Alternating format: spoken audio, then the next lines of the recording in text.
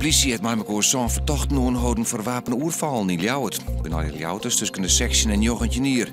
De groep heeft tussen maart en juni onder andere een restaurant, een videotheek, een blommenzaak en een snackbar overvallen. Het ging haar vooral om jild en sigaretten. Het gewest Friesland en de PvdA-afdelings van de gemeente om Ljouwert Vleembasis hebben een brandbrief geschreven naar haar Tweede Kamerfractie hoe de JSF. Vorige week werd melden dat de Partij van de Arbeid instemt met de omkeer van de tasstellen. Een grote en vooral benauwde verrassing voor de lokale PvdA-afdelings. Zij willen dat de alternatieven, het lood en de economische effecten goed meegenomen worden.